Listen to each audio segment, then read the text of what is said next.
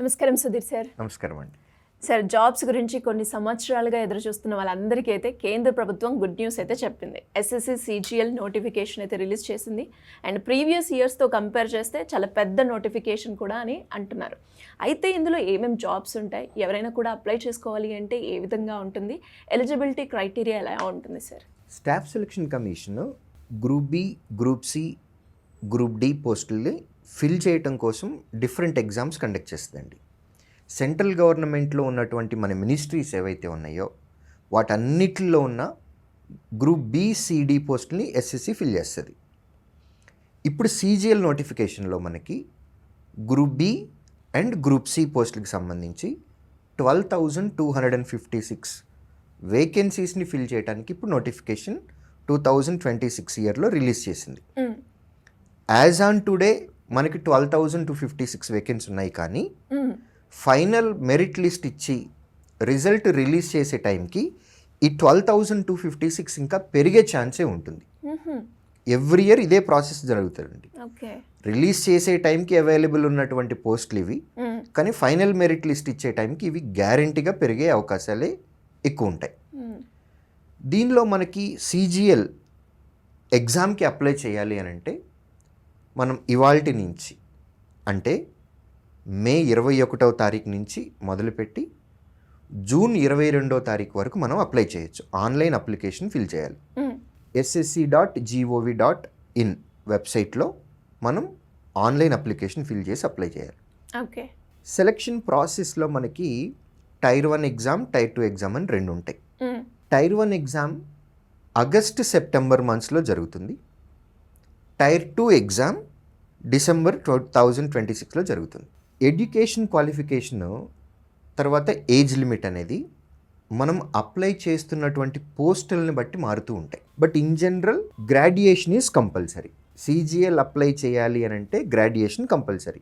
అది బీటెక్ అవ్వచ్చు, బీఎస్సీ అవ్వచ్చు, బీఏ అవ్వచ్చు, బీకామ్ అవ్వచ్చు, ఎనీ గ్రాడ్యుయేట్ ఈజ్ ఎలిజిబుల్. ఈ 12,256 వేకెన్సీస్లో మొత్తం 40 రకాల పోస్టులు ఉంటాయండి. 40 రకాల పోస్టులు ఉంటాయి. వీటిని మనం 3 కేటగిరీస్గా డివైడ్ చేయొచ్చు. గెస్టెడ్ ఆఫీసర్ పోస్టులు ఉన్నాయి, ఏఏఓ పోస్ట్ అంటాం. Assistant audit officer central level ఒకటి, స్టేట్ లెవెల్ ఒకటి. అసిస్టెంట్ అకౌంట్ ఆఫీసర్, ఈ మూడింటిని ఒక కేటగిరీగా పెట్టుకోవచ్చు గెస్టెడ్ ఆఫీసర్ కాబట్టి.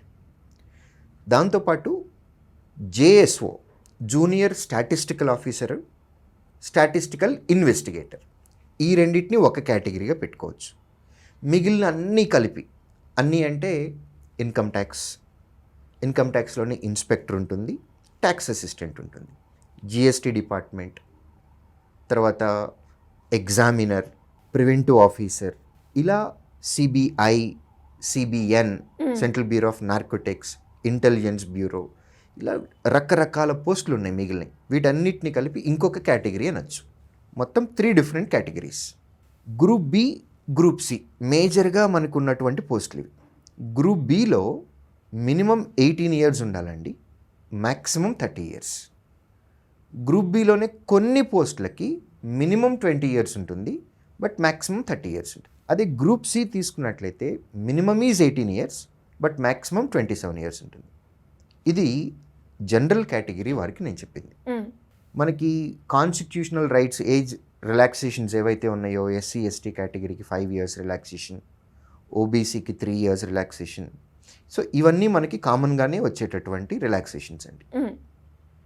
ఎడ్యుకేషన్ క్వాలిఫికేషన్లో మనం చెప్పుకున్నటువంటి గెస్టెడ్ ఆఫీసర్ పోస్ట్ ఉంది, ఏఏఓ. దీనికి కంపల్సరీగా గ్రాడ్యుయేషన్ కంపల్సరీ, ఇది సరిపోతుంది. జేఎస్ఓ అండ్ స్టాటిస్టికల్ ఆఫీసర్, వీటికి అప్లై చేసేటప్పుడు మాత్రం జేఎస్ఓకి అప్లై చేస్తే గ్రాడ్యుయేషన్లో స్టాటిస్టిక్స్ ఉన్న వాళ్ళు అప్లై చేయొచ్చు, లేదా నార్మల్ డిగ్రీ చదివాము కానీ ఇంటర్మీడియట్లో మ్యాథ్స్ 60% వచ్చింది, వీరు కూడా జేఎస్ఓకి అప్లై చేయొచ్చు. స్టాటిస్టికల్ ఇన్వెస్టిగేటర్కి అప్లై చేయాలి అని అంటే మనకి గ్రాడ్యుయేషన్లో మ్యాథ్స్ కానీ, ఎకనామిక్స్ కానీ, కంప్యూటర్స్ కానీ, ఐటీ కానీ, లేదా ఏఐ టెక్నాలజీస్, ఇలా గ్రాడ్యుయేషన్లో కనుక చదివి ఉంటే వారు స్టాటిస్టికల్ ఇన్వెస్టిగేటర్కి అప్లై చేయొచ్చు. ఇక మిగిలిన అన్ని పోస్టులకి normal degree is enough, graduation ఉంటే సరిపోతుంది. ఎగ్జామినేషన్ అండ్ సెలక్షన్ ప్రాసెస్కి వచ్చినట్లయితే CGL is little bit lengthy process. అంటే ఇప్పుడు నోటిఫికేషన్కి మనం అప్లై చేస్తే ప్రతి ఫేజ్ మనం దాటి సక్సెస్ఫుల్గా ఫైనల్ మెరిట్ లిస్ట్లోకి వచ్చి మన ఉద్యోగం వచ్చిందా రాలేదా అనేది నెక్స్ట్ ఇయర్ ఈ టైంకి తెలుస్తుంది. ఎందుకంటే టైర్ 1 ఎగ్జామ్ ఆగస్ట్ సెప్టెంబర్లో పెడుతున్నారు, టైర్ 2 ఎగ్జామ్ డిసెంబర్లో పెడుతున్నారు, మళ్ళీ ఫైనల్ రిజల్ట్ ఇచ్చి మెరిట్ మార్క్స్ అన్నిటిని కేటగిరీ వైజ్గా తీసుకొని ఫైనల్ రిజల్ట్ వచ్చేసేటప్పటికి ఏప్రిల్ అవుతుంది. Next year April 2027 April. Tier 1 exam ప్రతి ఒక్కరూ కామన్గా రాయాల్సిందేనండి. ఏ పోస్ట్ కన్నా అప్లై చేసిన వారైనా సరే టైర్ 1 ఈజ్ కామన్.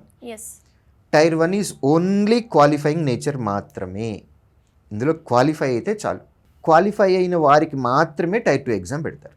టైర్ 1లో మనకి 100 క్వశ్చన్స్ ఉంటాయండి, 1 hour time. Each question carries 2 marks, negative marking కూడా ఉంటుంది. టైర్ 1లో మనకి మ్యాథమెటిక్స్ అండ్ అర్థమెటిక్ ఒక సెక్షన్, జనరల్ ఇంటెలిజెన్స్ అంటాం, రీజనింగ్ మన భాషలో మాట్లాడితే ఇదొక section, general English and comprehension అదొక సెక్షన్, GS. 4 సెక్షన్లకి ఈక్వల్గా 25 క్వశ్చన్స్ 25 వస్తాయి. ఈ 2026 CGL నోటిఫికేషన్లో వచ్చిన కొత్త చేంజ్ ఏంటి అని అంటే సెక్షనల్ టైమర్ ఇచ్చారు. ఇప్పటి వరకు CGL నిర్వహించినటువంటి అన్ని టైర్ 1 ఎగ్జామ్లు 1 అవర్ టైము, అది కాంపోజిట్ టైం. కాంపోజిట్ టైంలో ఏంటి అని అంటే ఫర్ ఎగ్జాంపుల్ నేను ఇంగ్లీష్ చాలా స్పీడ్గా చేసేస్తాను, నాకున్నటువంటి 25 క్వశ్చన్స్ని నేను 10 మినిట్స్లోనే ఆన్సర్ చేస్తే నా మిగిలిన 50 మినిట్స్ టైంని ఇంకొక వేరే సెక్షన్లో పెట్టుకోవచ్చు.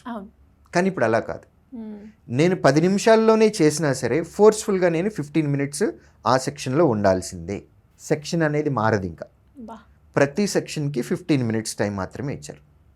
దీనిలో అడ్వాంటేజెస్ ఉన్నాయి, డిసడ్వాంటేజెస్ కూడా ఉన్నాయి.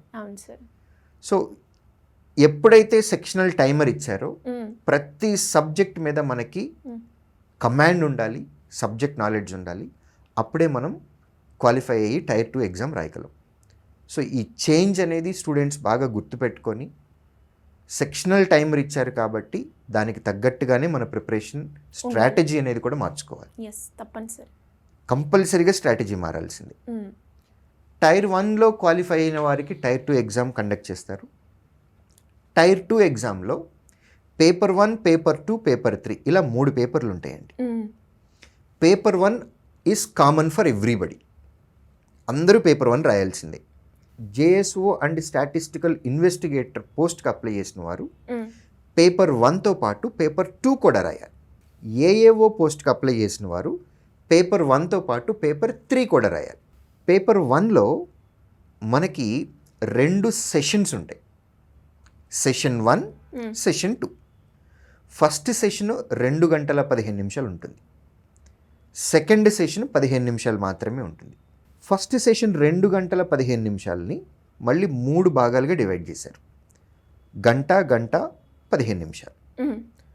ఫస్ట్ 1 అవర్లో మనకి సెక్షన్ 1 వస్తుంది.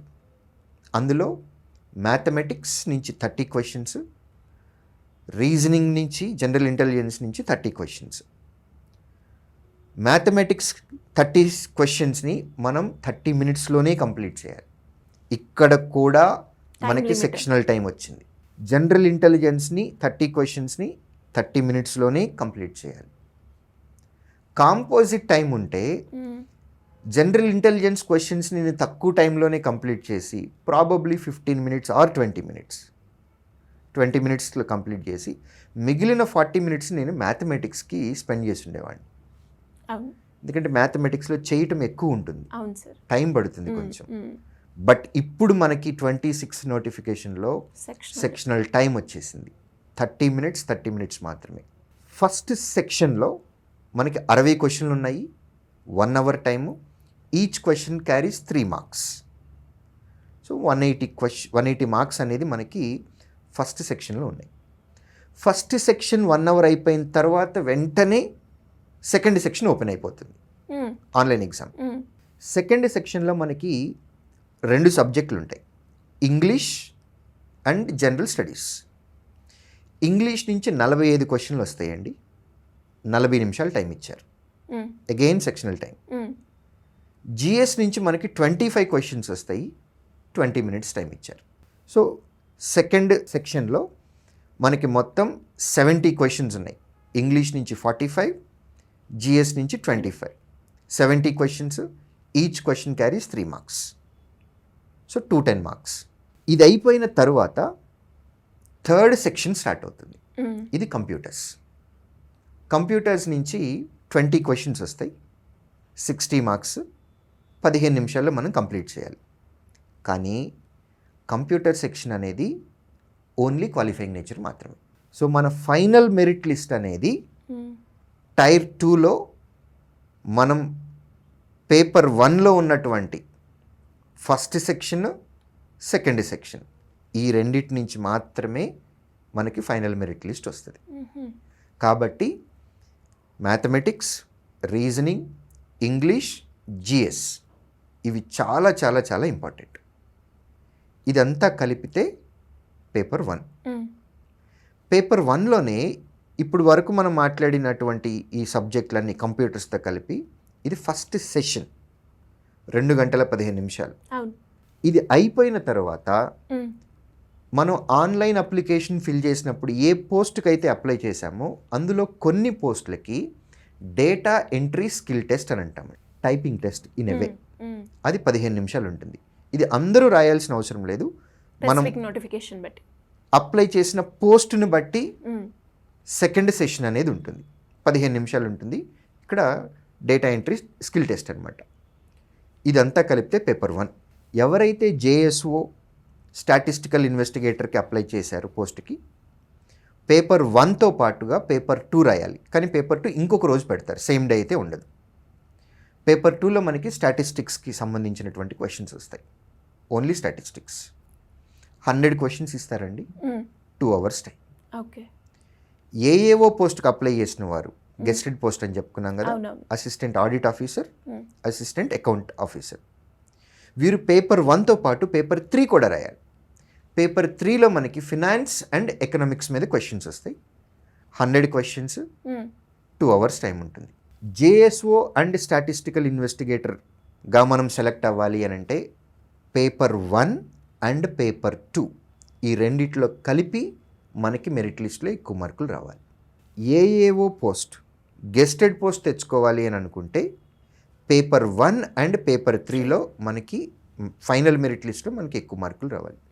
మిగిలిన అన్ని పోస్టులకి కలిపితే కనుక టైర్ 2లో ఉన్నటువంటి పేపర్ 1లో మనకి వచ్చిన మార్కుల్ని బేస్ చేసుకొని ప్రతి పోస్ట్కి కట్ ఆఫ్ ఉంటుంది.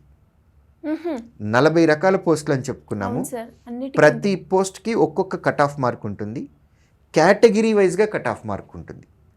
So tier 2 is very very very crucial for each and every aspirant. So 12,256 పోస్టులు ఉన్నాయి.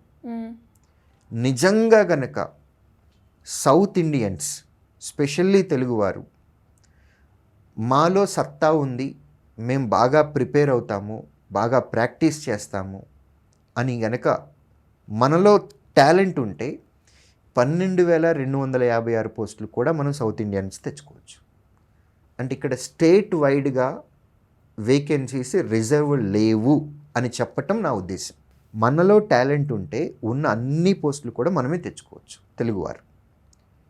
స్టేట్కి ఇన్నిన్ని అనే రిజర్వ్ లేదు, డివిజన్ లేదు. మనలో సత్తా ఉంటే మనకి ఎన్ని కావాలంటే అని తెచ్చుకోవచ్చు. So wonderful opportunity. ఎప్పటి నుంచో చాలామంది వెయిట్ చేస్తూ ఉండొచ్చు. 2024 నోటిఫికేషన్ లేదా 2025 నోటిఫికేషన్ అప్లై చేసి CGL ఉద్యోగం తెచ్చుకోనటువంటి వారు త్రుటిలో మిస్ అవుతాయి. చిన్న చిన్న తప్పుల వల్ల, చాలా సిల్లీ మిస్టేక్స్ వల్ల ఉద్యోగాలు పోయినటువంటి వాళ్ళు డీమోటివేట్ అవ్వకుండా మంచి నోటిఫికేషన్, పెద్ద నోటిఫికేషన్, CGL చెప్పినట్లుగానే ఎవ్రీ ఇయర్ క్యాలెండర్ ప్రకారము నోటిఫికేషన్స్ని రిలీజ్ చేస్తుంది, ఎగ్జామ్స్ని కండక్ట్ చేస్తుంది, ఫైనల్ మెరిట్ లిస్ట్ కూడా ఇచ్చేసి ఉద్యోగాలు కూడా ఇచ్చేస్తుంది. కాబట్టి మంచి అవకాశము. ఫ్రెష్ గ్రాడ్యుయేట్స్ అంటే 2026 పాస్డ్ అవుట్, ఆగస్టు 1వ తారీఖు వరకు వారు కనుక వారి గ్రాడ్యుయేషన్ని కంప్లీట్ చేసుకొని సర్టిఫికేట్ తెచ్చుకోగలము అని అనుకున్నవారు 2026 పాస్డ్ అవుట్ ఇయర్ వాళ్ళు కూడా అప్లై చేయొచ్చు. 24 పాస్డ్ అవుట్స్, 25 పాస్డ్ అవుట్స్, ఎవరైతే ప్రీవియస్ ఇయర్స్లో కాన్సన్ట్రేషన్ సరిగా చేయలేదో లేదా చిన్న చిన్న తప్పుల వల్ల ఉద్యోగాలు మనకు రాలేదు అని అనుకున్నవారు డిమోటివేట్ అవ్వకుండా మళ్ళీ ఈ నోటిఫికేషన్కి అప్లై చేసుకుంటే మంచి అవకాశాలు ఉన్నాయి. శ్రద్ధగా చదువుకొని ప్రాక్టీస్ మోర్ ప్రాక్టీస్ ఉన్నట్లయితే కనుక CGL ఉద్యోగం తెచ్చుకోవటం చాలా ఈజీ. బాగుంది సార్. అండ్ మీరు అన్నట్టుగానే అంటే ఈ నోటిఫికేషన్ అప్డేట్ మనం చెప్తూ ఉంటేనే మనం ఎలా ప్రిపేర్ అవ్వాలి, ఎలా అలర్ట్ అవ్వాలి, అండ్ ఎగ్జామ్ ప్యాటర్న్ ఎలా ఉంటుంది అనేది ఒక క్లియర్ పిక్చర్ అయితే ఇచ్చారు సార్. అండ్ స్టూడెంట్స్ అందరూ కూడా నోటిఫికేషన్ అని కాకుండా అంటే ఇందులో ఈ పాయింట్ ఉంది, ఈ రకంగా నేను స్ట్రాటజీ ఫాలో అవ్వాలి, ఈ టైం లిమిట్కి నేను ఈ సెక్షన్ని కంప్లీట్ చేసుకోవాలి అని క్లియర్గా అర్థమయ్యే పిక్చర్ అయితే వాళ్ళందరికీ ఇచ్చారు. అండ్ శాలరీ ఎలా ఉంటుంది సార్ జాబ్స్కి? Group B, group C 2 different categories అన్నామండి. గ్రూప్ బి పోస్టుల వారికి 55,000 నుంచి మొదలుపెట్టి 1 lakh వరకు కూడా వెళ్తాయి. అంటే మనకు వచ్చిన పోస్ట్ని బట్టి ఉంటుంది, ప్లేస్ని బట్టి కూడా ఉంటుంది. హెచ్ఆర్ఏ మారిపోతూ ఉంటుంది. 55,000 నుంచి ₹1,00,000 వరకు ఉద్యోగాలు శాలరీస్ వస్తాయండి. గ్రూప్ సి వారికి 35,000 నుంచి 40,000 మధ్యలో వేరీ అవుతూ ఉంటుంది. ఇది ఇంకా ఒక పే రివిజన్ ఉందండి, పెండింగ్లో ఉంది. సో 8th పే రివిజన్ కనుక అయినట్లయితే కనుక ఇప్పుడు వచ్చే వాటి మీద ఇంకా ఎక్కువ శాలరీస్ వస్తాయి. 25% వరకు శాలరీస్ పెరిగే అవకాశం ఉంది. Great sir, great information. ఇంకా ఎవరికైనా కూడా ఎలాంటి డౌట్స్ ఉన్నా వాళ్ళ కెరియర్కి సంబంధించి సార్ నోటిఫికేషన్కి సంబంధించి మాకు మీ గైడెన్స్ కావాలి అనుకున్న ఎవరైనా కూడా పేరెంట్స్ అయినా అలాగే స్టూడెంట్స్ అయినా కూడా మిమ్మల్ని అప్రోచ్ అవ్వాలి అంటే ఎలా ఉంటుందంటారు? Students along with their parents వచ్చినట్లయితే కనుక ఇంకా వాళ్ళకి క్లారిటీ చాలా ఎక్కువ ఉంటుందండి. ఎందుకంటే ఈ టైంలో లెందీ ప్రాసెస్ అన్నాము, 1 year టైం పడుతుంది అని అన్నాము. స్టూడెంట్కి 1 year టైం ఇవ్వాలి అని అంటే పేరెంట్ చాలా సపోర్ట్ చేయాలి. సో ఏం జరుగుతుంది అనేది పేరెంట్కి కూడా తెలిస్తే చాలా బాగుంటుంది. వాళ్ళు కూడా పిల్లల్ని బాగా సపోర్ట్ చేస్తారు. శ్రీధర్ సిసి యొక్క ఆఫ్లైన్ సెంటర్స్కి వాళ్ళు వచ్చినట్లయితే కనుక మా టీం కౌన్సిలింగ్ ఇస్తుంది, కంప్లీట్ డీటెయిల్స్ ఇస్తారు. లేదంటే కనుక స్క్రీన్ పైన కనపడుతున్న ఈ నెంబర్కి కూడా కాల్ చేయొచ్చు. డెఫినెట్గా sir. Thank you so much. Thank you.